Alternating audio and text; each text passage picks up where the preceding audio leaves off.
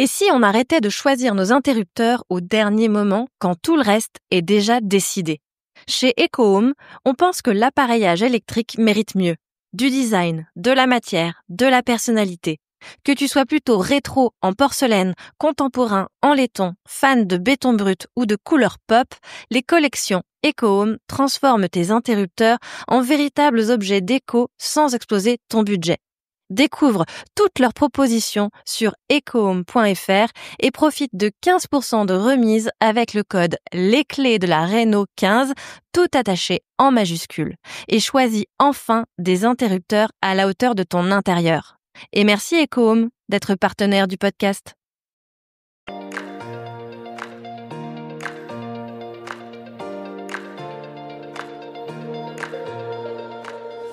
Bonjour et bienvenue sur les Clés de la Réno.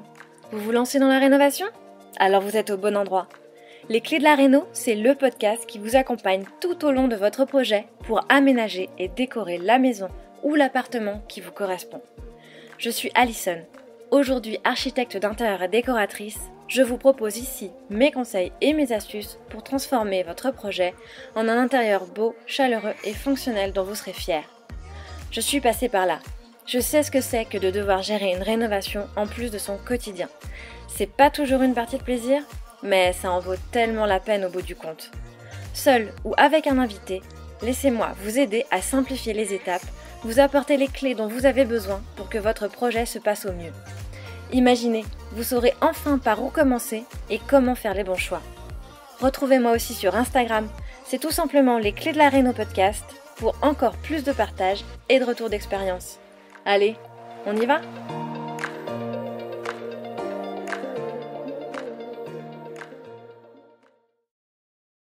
Hello à toi et bienvenue dans ce nouvel épisode de Les Clés de la Réno, le podcast. Alors je suis très contente de te retrouver aujourd'hui après cette semaine un peu plus cool comparée à la semaine dernière avec le Réno Camp. C'était un peu intense pour moi, je t'avoue. En même temps, c'était la rentrée cette semaine et je pense qu'on avait tous la tête bien préoccupés par d'autres choses dans nos vies. Si jamais tu as arrêté le Réno Camp, en fait, c'est une suite de 7 épisodes que j'ai imaginé pour booster ton projet. 7 épisodes qui doivent te permettre d'avoir les prises de conscience nécessaires pour bien démarrer ton projet, donc pour avoir de bonnes bases. Et c'est un condensé donc que tu dois absolument connaître, mais que tu ignores probablement à l'heure actuelle. Donc, si tu ne les as pas encore écoutés, je t'invite à le faire. Tu les retrouves juste avant de l'épisode 32 à l'épisode 38. Alors aujourd'hui, on va parler de quelque chose d'hyper important, à mon sens. C'est l'erreur la plus commune que commettent tous ceux qui se lancent dans la rénovation quand ils imaginent leur futur intérieur, quand ils se projettent dans cet intérieur. Et en tant qu'architecte d'intérieur, je peux te le dire, je vois cette erreur quasiment chaque jour, quand je suis au contact des clients qui s'adressent à moi pour un chantier de rénovation. Et c'est quelque chose que je dois expliquer à chaque rencontre avec de nouveaux clients. Et en réalité, tu vas voir, une fois que je t'aurai expliqué, ça va te sembler juste évident, mais c'est plutôt facile d'éviter de la commettre si tu te prépares correctement. Et donc, je vais arrêter le suspense. L'erreur la plus fréquente que je vois chez les rénovateurs, c'est le fait de différencier la réflexion qu'on mène sur l'aménagement et sur la décoration. Donc, concrètement, c'est avoir une idée précise des plans d'aménagement, donc dans la façon dont on veut organiser les espaces, sans savoir ce qu'on veut faire vraiment avec l'ambiance qu'on souhaite créer, l'ambiance générale, et donc avoir plutôt un aspect décoratif, plutôt esthétique. Et je comprends pourquoi on a tendance à différencier ces deux éléments. En fait, c'est aussi parce que quand on se lance dans son projet, on a tendance toujours à se précipiter, à vouloir savoir vite quel plan, comment on va organiser les espaces, quelles sont les différences, comment ça va impacter en fait principalement les éléments structurels et les changements qu'on pourrait éventuellement faire sur l'extérieur de la maison, comme le positionnement des portes ou des ouvertures, pour qu'on puisse rapidement faire sa déclaration de travaux ou sa demande de permis, et aussi parce qu'on se dit qu'on veut confirmer les interventions des artisans le plus rapidement possible, parce qu'on sait qu'ils ne sont pas toujours disponibles quand on le souhaite. Et tout ceci afin d'accélérer le début des travaux. Et je l'ai dit régulièrement, mais en matière de rénovation, rapidement n'est pas toujours le mieux, c'est même souvent le moins bien. Parce qu'en réalité, quand on scinde aménagement et décoration, on se précipite dans les choix, on va même ignorer certains choix qu'on pourrait avoir à faire et on va se heurter à toute une série de regrets et d'occasions manquées une fois qu'on va finalement se projeter sur les éléments décoratifs. Puisque, tout simplement, une des positions que je défends aussi bec et ongles, l'ambiance est partout dans un intérieur. L'ambiance, elle commence avec la luminosité, rien que qu'on peut avoir dans une pièce, donc le type de luminosité, mais aussi la couleur de la lumière en fonction de l'orientation qu'on va pouvoir avoir. Ça va créer effectivement une ambiance différente si la pièce est orientée au sud, à l'est, à l'ouest ou encore au nord. Si aussi les fenêtres sont grandes ou petites, ça va nécessairement impacter la luminosité, mais aussi, ça aura un impact visuel sur la pièce, sur l'esthétique. Donc, si les fenêtres sont grandes ou petites, et puis même le type de fenêtre, les matériaux qui ont été choisis. Si le plafond aussi est bas ou s'il est haut, c'est aussi la façon de modéliser les espaces quand on crée son aménagement, quand on fait ses plans. Si on prévoit de petits ou de grands espaces, ça aura un impact sur la façon dont on va se sentir dans ces espaces et donc sur l'ambiance, sur l'atmosphère. Si on les imagine très ouverts ou au contraire plutôt fermés avec des coins plutôt cosy ou plutôt intimes, de la même façon, ça va impacter énormément l'ambiance et donc les choix déco qu'on pourrait faire. Et il y a aussi énormément d'éléments qui, à mon sens, sont constitutifs de l'aménagement, mais qui contribuent largement à créer l'ambiance d'un espace. Alors, par exemple, un exemple qui va tout de suite te parler, je pense, c'est l'exemple de la verrière. Donc, on pose des verrières dans un mur la plupart du temps, donc c'est bien constitutif de l'aménagement. On les pose justement pour des soucis de transparence, de luminosité, mais ça va avoir un impact énorme sur l'ambiance des espaces dans lesquels sont positionnées cette verrière. Selon le type de verrière qu'on choisit, qu'elle soit en métal, qu'elle soit en bois, qu'elle soit chinée, qu'elle soit donc ancienne et qu'on l'ait trouvée dans une brocante, qu'elle soit complètement neuve, qu'elle soit de style industriel ou qu'elle ait des éléments courbés, donc en fonction du dessin qu'on va choisir, mais aussi en fonction du verre qu'on va pas de la même façon intégrer, si c'est un verre transparent, si c'est du verre cathédrale, si c'est du verre un peu flûté. Voilà, l'aspect va avoir un impact sur l'ambiance qu'on souhaite créer. Et pourtant, c'est un élément constitutif de l'aménagement. De la même façon, si on crée une banquette dans un coin repas, plutôt que avoir une entièreté de chaises autour d'une table, c'est un élément d'aménagement puisque c'est constitutif de l'espace, des murs. Voilà, c'est ce qui va créer la salle à manger, si on peut dire, le coin repas. Et pourtant, ça va avoir un impact énorme sur la déco, sur l'esthétique, sur la façon d'envisager cet espace et comment on va s'y sentir. Ou encore, si tu veux faire une tête de lit coffrée pour créer un rebord, tu sais, à mi-hauteur, peut-être pour y faire tes tables de chevet. Enfin, si tu fais des niches ou pas.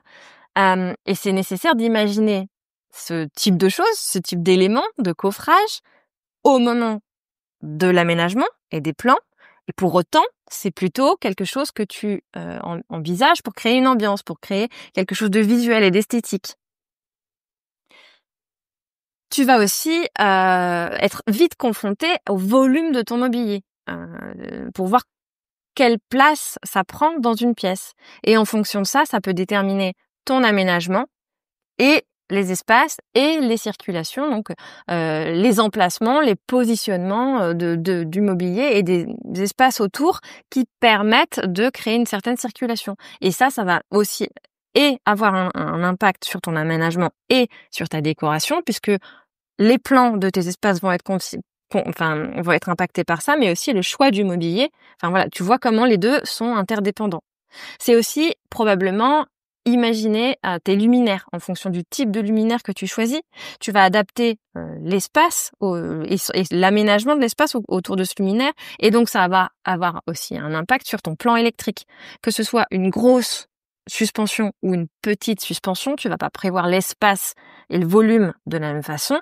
Si c'est peut-être une applique que tu veux mettre sur une patère avec un fil apparent qui va nécessiter d'avoir une prise, ou si c'est une applique qui est elle fixée au mur avec un fil électrique intégré dans la cloison, tu vois que de la même façon, ce n'est pas la même chose. Ça a un impact sur ton aménagement, sur tes plans et sur tes plans techniques, mais aussi sur l'aspect esthétique puisque le choix du luminaire n'est pas le même. C'est aussi la nécessité d'intégrer les radiateurs dans ta réflexion. Et donc, dans les plans, la façon d'envisager l'espace mural qui peut être pris par les radiateurs. Et donc, le type de radiateur, l'espace, le style. Et l'ignorer complètement, en fait, ce serait, à mon sens, une vraie bêtise. Même si évidemment, tu peux prendre en considération des radiateurs existants et partir de là pour les intégrer et être la base de ta réflexion. Mais parce que effectivement, des radiateurs, c'est quand même très prégnant dans une pièce. Visuellement, c'est quelque chose de très important et c'est primordial de l'intégrer dans ta réflexion dès le départ, à la fois en termes d'aménagement et d'esthétique. Le fait aussi de devoir intégrer probablement des piliers ou des poutres de renfort si tu fais des ouvertures, c'est des éléments constitutifs de l'aménagement qui, pourtant, sont vraiment énormément présents dans l'univers visuel que tu vas créer. Et donc, en pensant ces choses en même temps, eh bien, tu auras un grand nombre de compromis que tu aurais dû faire si tu avais commis cette erreur, que tu peux éviter en effectuant la préparation de façon réfléchie avant le début des travaux. C'est-à-dire, on le voit aussi ici, en comprenant ce qui doit être réfléchi et décidé en même temps, avant ou après. Enfin, tu vois, c'est vraiment la temporalité de ton projet, c'est l'ordre du projet. Au-delà même de l'ordre des travaux, qui est déjà important à comprendre, c'est vraiment l'ordre de la réflexion, l'ordre des décisions que tu dois prendre pour mener à bien ton projet.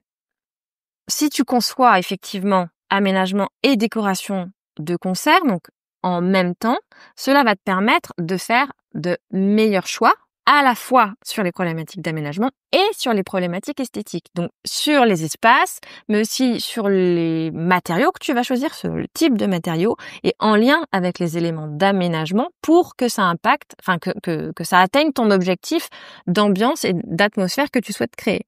Tu vas aussi améliorer ton éclairage, qu'il soit naturel ou artificiel, parce que tu vas aussi intégrer cette réflexion dès le départ dans ton aménagement. Et donc, ça aura un impact sur ton plan électrique qui en sera du coup d'autant plus efficace et parce que tu auras prévu le bon nombre de prises et qu'elles seront au bon endroit, là où tu en auras besoin exactement. Ça va aussi améliorer tes vues. Et ça, c'est quelque chose auquel on ne pense pas, et c'est pourtant si important aussi, c'est les vues qu'on peut avoir quand on est chez soi, le point focal qu'on a quand on est dans chaque pièce. C'est important d'imaginer, de se projeter à quoi pourra ressembler son espace, à la fois en termes d'aménagement et de décoration, pour que ce que tu vois tous les jours dans ton quotidien soit à ton goût, que ce soit selon toi, selon tes envies, tes besoins, enfin selon qui tu es, ce soit beau et agréable à regarder.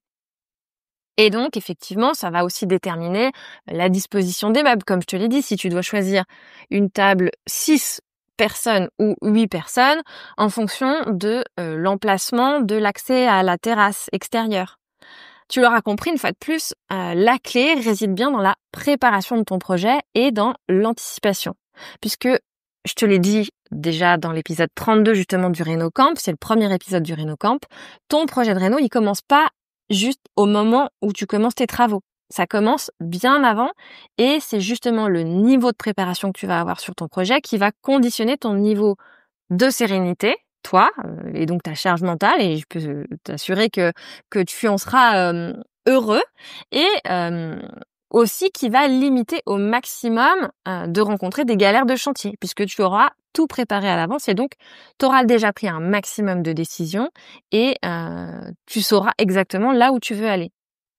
Et parce que crois-moi, les galères de chantier, quand on est dedans, on s'en passe volontiers.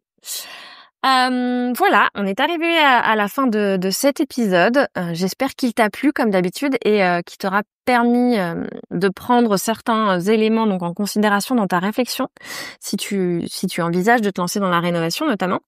Et si c'est le cas, n'hésite pas à me dire en quoi il aura pu t'aider. Partage-le autour de toi, c'est toujours un plaisir quand de nouveaux abonnés viennent à moi et me disent qu'ils sont ravis de découvrir le podcast. Je te remercie de ton écoute et je te dis à très bientôt. Si vous avez écouté jusqu'ici, c'est probablement que l'épisode vous a plu.